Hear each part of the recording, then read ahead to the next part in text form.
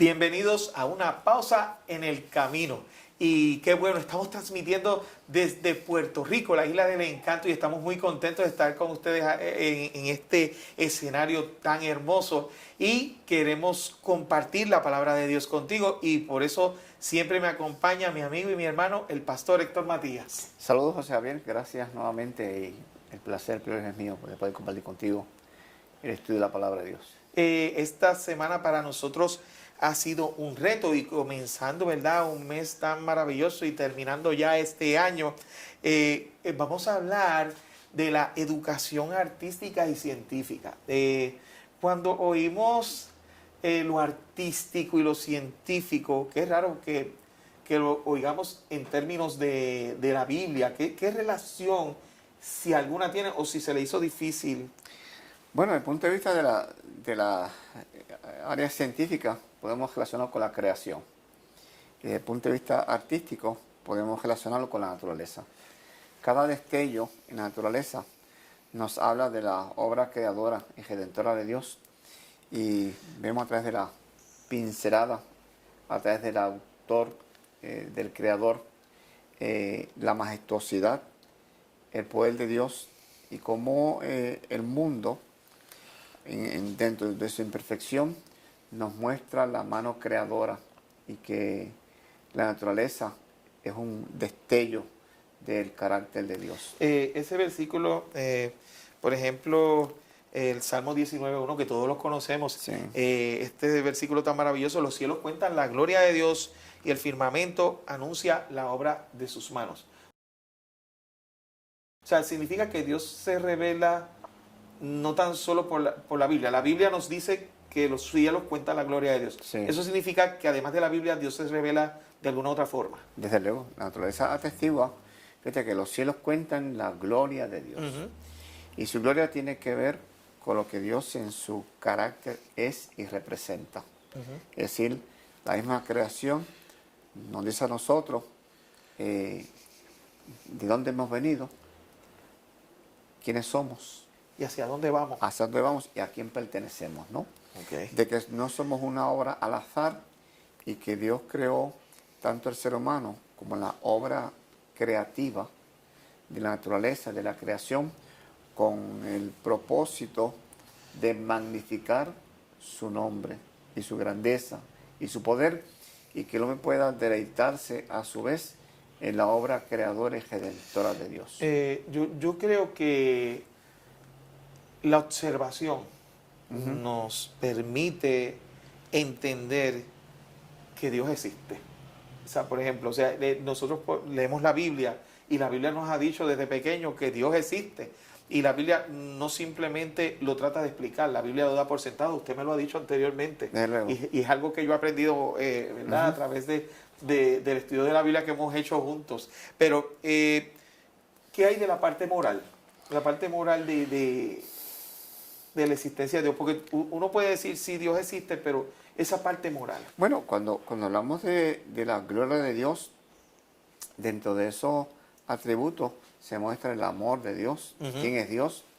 Y fíjate que el amor de Dios, su grandeza, su poder, su carácter, a manifestarse a través de la obra de la creación, como atestigua el pasaje, y el firmamento atestigua la obra de sus manos.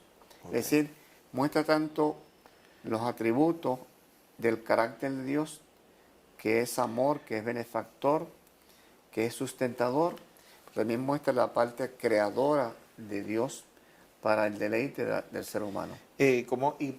Porque la gente entonces se cuestiona la existencia de Dios. Y si evidentemente la parte moral refleja, la parte de la naturaleza nos refleja que Dios existe. La Biblia nos dice que Dios existe, pero entonces, ¿por qué la gente se lo cuestiona?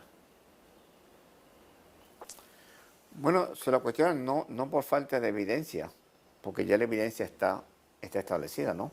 Cuando uno mira la creación, cuando uno mira el mundo, el firmamento, cuando uno mira los cielos, la tierra, el mar, el aire, cuando uno mira desde el punto de vista quiénes somos, o sea, es más, la creación del ser humano, su estructura de quiénes somos y cómo somos, me dice a mí que alguien intervino, alguien superior a mí, intervino en la obra de la creación. Es decir, aquellos que la niegan no es por falta de la evidencia, sino por falta de confianza y de fe en el poder creador de Dios. Bueno, hay una pregunta que tengo y es para mí bien importante y para aquel que está allí, yo creo que también, y es el hecho de la gente que dice, bueno, pero es que si Dios existe, ¿por qué tenemos tantos problemas, tanto sufrimiento? Es una pregunta que se hace normalmente y quizás la gente oye diversas contestaciones de manera quizás complicada. ¿Cómo podemos decirle a alguien de una manera sencilla la respuesta al dolor y al sufrimiento y de un Dios soberano y creador? Bueno, que la premisa que, ¿verdad?, está mencionando que alguien se hace, si Dios existe, ¿por qué existe? Es que la existencia de Dios no está basada si hay o no hay sufrimiento. Dios existe, Dios es, no habiendo o habiendo sufrimiento. Ahora bien, ¿qué causa el sufrimiento? La desgracia, el dolor.